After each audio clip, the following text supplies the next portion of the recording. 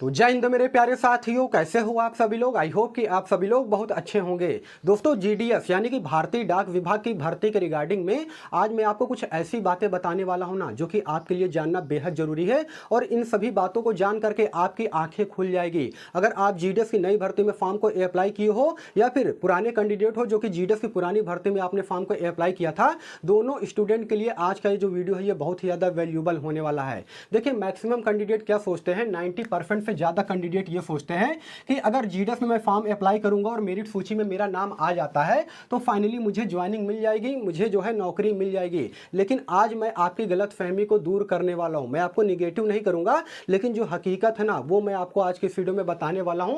क्योंकि दोस्तों, आज मैं आपको जीडीएस की पुरानी भर्ती के रिगार्डिंग में कुछ ऐसे डाटा बताने वाला हूं, कुछ ऐसे डाटा शेयर करने वाला हूं ना, जो कि आपके लिए जानना बेहद जरूरी है। यार, जब कोई बंदा फोन करके जब रोता है ना और कहता है कि सर मुझे जो है पिछले 6 महीने से ज्वाइनिंग नहीं मिली है, मेरा डॉक्यूमेंट वेरिफिकेशन भी सक्सेसफुल हो गया है, मेरा मेरिट सूची में भी नाम आ गया है, सब कुछ कंप्लीट है, लेकिन फिर भी मुझे ज्वाइनिंग नहीं मिला है, तो बहुत दुख होता है। मैं आपको हकीकत बता रहा हूं, इसीलिए कह रहा हूं कि आज की इस वीडियो को आप लोग बिल्कुल अंत तक वॉच कीजिएगा। और देखिए, 40% से ज्यादा कैंडिडेट ऐसे हैं जो कि डॉक्यूमेंट वेरिफिकेशन में फेल हो जाते हैं। डॉक्यूमेंट वेरिफिकेशन को आप लोग बिल्कुल भी हल्के में मत लीजिएगा। ये मत सोच लीजिएगा कि मेरिट सूची में मेरा नाम आ गया तो फाइनली अब मुझे ज्वाइनिंग दे दी जाएगी। क्योंकि जानते हैं क्या होता है, 2 बार डॉक्यूमेंट वेरिफिकेशन होता है, डिजी लॉकर के माध्यम से भी डॉक्यूमेंट वेरिफिकेशन जो है किया जाता है। और इसमें मैं आपको बता रहा हूं 40% से ज्यादा कैंडिडेट फेल हो जाते हैं। इसलिए इस चीज को आप लोग बिल्कुल भी हल्के में मत लीजिएगा। वीडियो को आप लोग बिल्कुल अंत तक वॉच कीजिएगा। और चैनल पे अगर आप सभी लोग पहली बार या फिर नए हो तो चैनल को भी जरूर सब्सक्राइब कीजिएगा इसी प्रकार के गवर्नमेंट जॉब के मोर अपडेट के लिए।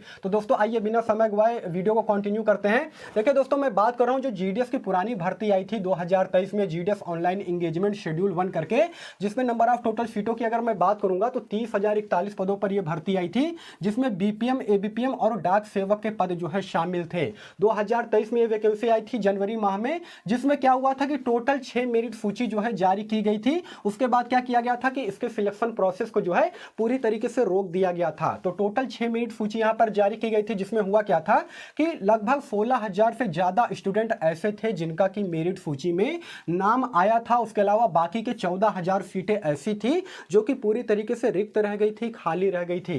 इन पोस्ट पर जो है किसी भी बच्चे का सिलेक्शन नहीं हुआ था, यानी कि सिलेक्शन प्रोसेस पूरी तरीके से स्टॉप कर दिया गया था। ठीक है, तो 16,000 स्टूडेंट का मेरिट सूची में नाम आया था। उसके बाद 16,000 स्टूडेंट का यहां पर फर्स्ट और सेकंड डॉक्यूमेंट वेरिफिकेशन करवाया जाता है। देखिए, मैक्सिमम कैंडिडेट ऐसे हैं जो कि फर्स्ट डॉक्यूमेंट वेरिफिकेशन में रिजेक्ट हो गए थे क्योंकि उनके पास डॉक्यूमेंट्स कंप्लीट नहीं थे। उसके अलावा काफी सारे कैंडिडेट ऐसे थे जो कि सेकंड डॉक्यूमेंट वेरिफिकेशन में भी रिजेक्ट हो गए थे, फेल हो गए थे। क्योंकि डिजी लॉकर के माध्यम से जब डॉक्यूमेंट वेरिफिकेशन किया जाता है ना, और एक भी अगर डॉक्यूमेंट आपके पास नहीं होंगे तो आपको वहां पर रिजेक्ट कर दिया जाएगा। आप रोते रह जाओगे, गिड़गिड़ाते रह जाओगे, लेकिन वहां पर आपकी कोई भी सुनने वाला नहीं है। इसलिए कह रहा हूं कि आवश्यक दस्तावेज डीवी के टाइम पे जितने भी आवश्यक दस्तावेज है ना, वो आप लोग जरूर से जरूर ले जाइएगा। एक भी आवश्यक दस्तावेज अगर छूट गया तो समझ लीजिए कि आपको जो है वहां पर रिजेक्ट कर दिया जाएगा। तो दोस्तों, उसमें हुआ क्या था, 16,000 स्टूडेंट्स में तकरीबन 5,000 स्टूडेंट ऐसे थे जिनका की डॉक्यूमेंट वेरिफिकेशन पूरी तरीके से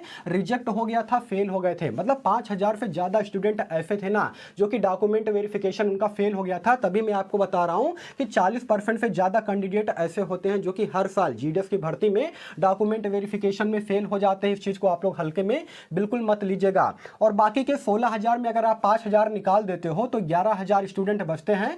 11,000 स्टूडेंट ऐसे थे जिनका कि दोनों डॉक्यूमेंट वेरिफिकेशन सक्सेसफुल हुआ था, फर्स्ट डॉक्यूमेंट वेरिफिकेशन भी और सेकेंड डॉक्यूमेंट वेरिफिकेशन भी। इसमें क्या हुआ है दोस्तों कि मात्र 4,000 स्टूडेंट ऐसे हैं जिनको अभी तक जो है ज्वाइनिंग दी गई है। बाकी के 7,000 स्टूडेंट ऐसे हैं जिनको कि आज तक जो है इनको ज्वाइनिंग नहीं मिली है। ये आस लगाए बैठे हैं कि मुझे जो है कब ज्वाइनिंग दी जाएगी। अब आप ही बताइए कि ये 7,000 जो स्टूडेंट हैं इनकी क्या गलती थी जिनको कि आज तक जो है इनको ज्वाइनिंग नहीं दी गई है। इनका फर्स्ट सेकंड डॉक्यूमेंट वेरिफिकेशन भी कंप्लीट हो गया है, मेरिट सूची में नाम भी आ गया था।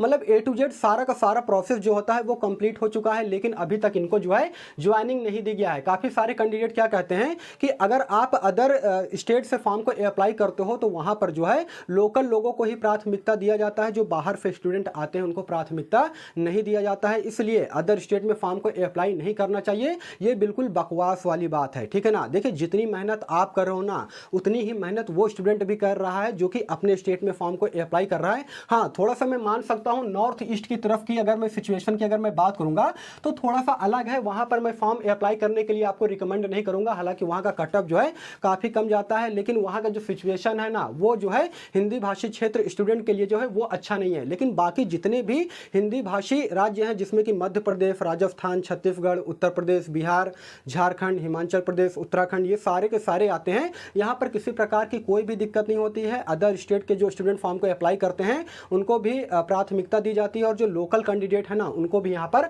प्राथमिकता दी जाती है। उसके अलावा दोस्तों 7000 सीट पर क्या घोटाला हो गया है, अब ये बात भी सामने निकल करके आ रही है। अभी देखिए एक न्यूज़पेपर की जो कटिंग है वो बहुत ज़्यादा वायरल हो रहा है। उसमें ये बताया जा रहा है कि मेरिट सूची में नाम लाने के लिए जो है अधिकारी 20,000 रुपये मांग रहे हैं, वो भी ऑनलाइन, तब जा करके जो है बच्चों का मेरिट सूची में नाम आ जाएगा। देखिए इस नोटिफिकेशन को अगर आपको देखना है, पेपर की कटिंग को देखना है, तो आप चले जाइएगा मेरे टेलीग्राम चैनल पर। टेलीग्राम चैनल का लिंक मैंने वीडियो के डिस्क्रिप्शन में ऑलरेडी डाल रखा है। बाकी मैंने यहाँ पर भी ये पेपर की कटिंग लगा दी है, इससे आप सभी लोग वीडियो को पॉज करके अच्छी तरीके से पढ़ सकते। अब ये बताइए कि इन हजारों बच्चों का दर्द जो है कौन समझेगा, जिनका कि मेरिट सूची में नाम भी आ चुका है, डॉक्यूमेंट वेरिफिकेशन भी हो चुका है, लेकिन फिर भी इनका जो है इनको अभी तक ज्वाइनिंग नहीं दी गई है। और पिछली बार की अगर कट ऑफ की मैं बात करूंगा ना दोस्तों, तो लगभग 90% से ऊपर का कट ऑफ था, मतलब कि कट ऑफ भी अच्छा खासा गया था। ऐसा नहीं है कि कट ऑफ कम गया था, मतलब किसी भी स्टेट का आप कट ऑफ उठा करके देखोगे ना तो 92%, 95%, 98% इस प्रकार से कट ऑफ गया था। बच्चे काफ़ी मेहनत किए थे, लेकिन उसके बावजूद भी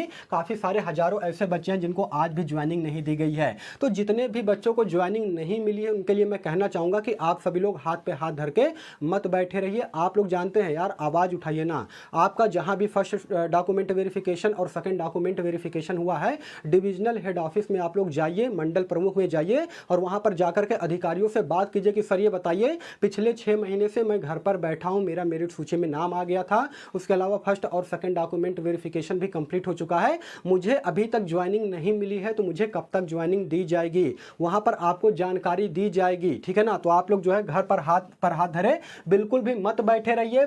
जो डिविजनल हेड ऑफिस है, मंडल प्रमुख है, वहां पर जा करके बात कीजिएगा। ये तो मैंने आपको बताया है शेड्यूल 1 की जो वैकेंसी आई थी 30,041 पोस्ट पर, और एक और वैकेंसी आई थी दोस्तों 2023 में जिसका नाम है जीडीएस स्पेशल ड्राइव करके, जिसमें कि 12,828 सीटों पर यह वैकेंसी आई थी। इसमें टोटल 11 मेरिट सूची जारी की गई थी, लगभग सारी की सारी सीटें फुल हो गई थी। लगभग 12,828 सीटें पर वैकेंसी आई थी और सब लगभग सारी सीटें फुल हो गई थी। इसमें हुआ क्या था कि डॉक्यूमेंट वेरिफिकेशन में लगभग 4,000 स्टूडेंट ऐसे थे जो कि रिजेक्ट हो गए थे, फेल हो गए थे। 8,000 स्टूडेंट ऐसे थे जिनका कि दोनों डॉक्यूमेंट वेरिफिकेशन सक्सेसफुल हुआ था, फर्स्ट और सेकंड डॉक्यूमेंट वेरिफिकेशन दोनों की बात कर रहा हूं, जिसमें कि 6,000 से ज्यादा ऐसे स्टूडेंट हैं जिनको कि अभी भी ज्वाइनिंग नहीं दी गई है। जी हां दोस्तों, केवल 2,000 स्टूडेंट को ही यहां पर ज्वाइनिंग मिली है, लेकिन 6,000 से ज्यादा स्टूडेंट ऐसे हैं जिनको अभी तक ज्वाइनिंग नहीं मिली है। तो यहां पर 7,000 स्टूडेंट और इस वैकेंसी में 6,000 स्टूडेंट, यानी कि टोटल आप काउंट करोगे तो लगभग 13,000 स्टूडेंट ऐसे हैं ना जिनको अभी जीडीएस की पुरानी भर्ती में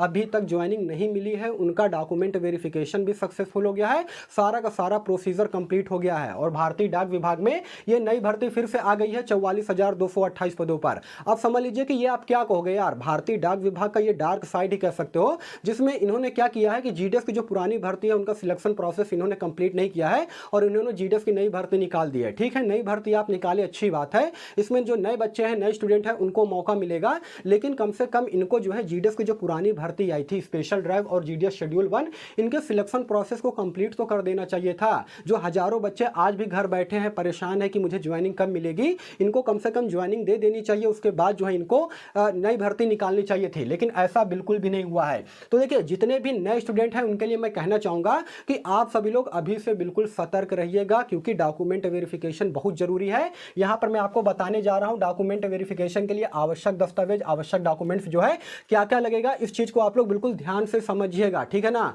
और इसका अगर नोटिफिकेशन आपको देखना है तो आप चले जाइएगा मेरे टेलीग्राम चैनल पर, जो विभाग की तरफ से नोटिफिकेशन जारी किया गया है ना डॉक्यूमेंट वेरिफिकेशन को लेकर के, वो भी मैं अपने टेलीग्राम चैनल पर डाल दूंगा, वहां पर जाकर के आप सभी लोग नोटिफिकेशन को अच्छी तरीके से देख सकते हो। तो दोस्तों दोस्तों डॉक्यूमेंट्स की अगर मैं बात करूंगा तो नंबर 1 पर है 10वीं की मार्कशीट सर्टिफिकेट आपके पास होना चाहिए। जितने भी नए स्टूडेंट हैं वो अच्छी तरीके से इस चीज को देखिएगा, ठीक है ना। 10वीं की मार्कशीट और सर्टिफिकेट आपके पास होना चाहिए। उसके अलावा कास्ट सर्टिफिकेट आपके पास होना चाहिए, वो भी सेंट्रल लेवल का, स्टेट लेवल का कास्ट सर्टिफिकेट नहीं चलेगा, यहाँ पर सेंट्रल लेवल का कास्ट सर्टिफिकेट चलेगा। क्योंकि पिछली भर्ती में क्या हुआ था कि बहुत सारे बच्चों को यही नहीं पता था कि कास्ट सर्टिफिकेट जो है वो सेंट्रल लेवल का लगेगा कि स्टेट लेवल का लगेगा। काफी सारे बच्चे स्टेट लेवल का लेकर के गए थे और उनका डॉक्यूमेंट वेरिफिकेशन पूरी तरीके से रिजेक्ट कर दिया गया था। इसलिए आप सभी लोग ये गलती बिल्कुल मत करना। सेंट्रल लेवल का यहाँ पर कास्ट सर्टिफिकेट लगेगा, यूआर कैंडिडेट का कास्ट सर्टिफिकेट नहीं लगता है। उसके अलावा अगर आप OBC, EWS, SC, ST category से बिलोंग करते हो तो आप अपना कास्ट सर्टिफिकेट जो है बनवा लीजिएगा। और एक बात मैं आपको और बता देना चाहता हूं कि 1 साल से पुराना जो है आपका कास्ट सर्टिफिकेट नहीं होना चाहिए। यह नहीं कि 2 साल 3 साल पहले बनवाए हो तो वो मान्य नहीं होगा। 1 साल से पुराना जो है कास्ट सर्टिफिकेट आपका नहीं होना चाहिए। उस चीज को आप लोग ध्यान दीजिएगा, ठीक है ना। तीसरे नंबर की अगर मैं बात करूंगा तो आपके पास रेजिडेंशियल सर्टिफिकेट, जिसे हम लोग हिंदी में परमानेंट निवास प्रमाण पत्र के नाम से जानते हैं, वो आपके पास होना चाहिए। उसके अलावा डेट ऑफ बर्थ सर्टिफिकेट आपका लगेगा। ओरिजिनल आधार कार्ड आपके पास होना चाहिए। ओरिजिनल आधार कार्ड और 10वीं की मार्कशीट में आपका नाम, father name, date of birth, ये सारी चीज़ें सब कुछ मैच होनी चाहिए। किसी प्रकार का मिसमैच नहीं होना चाहिए, अदरवाइज डीवी में आपको रिजेक्ट कर दिया जाएगा। अगर इस प्रकार की कोई भी गलती है तो सीएससी सेंटर जा करके आप सभी लोग इस चीज़ को आप लोग सुधरवा लीजिएगा, अपडेट कर लीजिएगा, ठीक है ना। कोई भी डाटा मिसमैच नहीं होना चाहिए।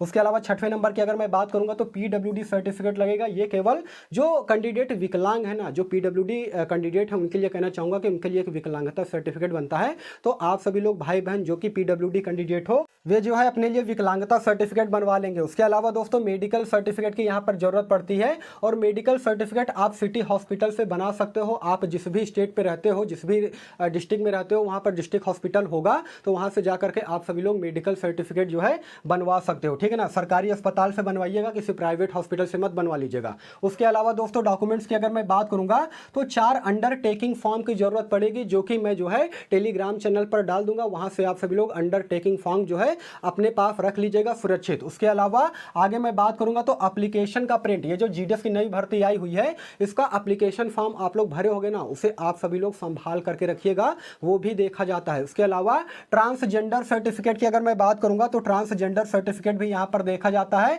उसके अलावा कंप्यूटर सर्टिफिकेट की अगर मैं बात करूंगा तो काफी सारे कैंडिडेट परेशान हैं कि सर ये बताइए कंप्यूटर सर्टिफिकेट भी लगेगा क्या। देखिए दोस्तों जीडीएस की जो नई भर्ती आई हुई है ना 44,228 पदों पर, इसके नोटिफिकेशन में कहीं भी ये नहीं बताया गया है कि आपसे जो है कंप्यूटर सर्टिफिकेट मांगा जाएगा। हाँ, केवल यहां पर यह बताया गया है कि आपके पास कंप्यूटर का बेसिक नॉलेज होना चाहिए, लेकिन कंप्यूटर के सर्टिफिकेट का यहां पर जिक्र नहीं किया गया है। तो कंप्यूटर का सर्टिफिकेट नहीं भी रहेगा तो कोई दिक्कत नहीं है, चलेगा। उसके अलावा आपका जो है पुलिस वेरिफिकेशन होगा, तो उसके लिए तो चलिए बात की बात है, वो आगे चल करके हो जाएगा। पुलिस वेरिफिकेशन बाद में करवा लोगे जब आपका मेरिट सूची में नाम आ जाएगा। उसके बाद जब डॉक्यूमेंट वेरिफिकेशन हो जाएगा तो बाद में जो है पुलिस वेरिफिकेशन किया जाता है, वो विभाग के द्वारा भी किया जाता है और आप खुद भी कराओगे, ठीक है ना। तो ये सारे डॉक्यूमेंट्स की आवश्यकता पड़ेगी डॉक्यूमेंट वेरिफिकेशन के टाइम पे।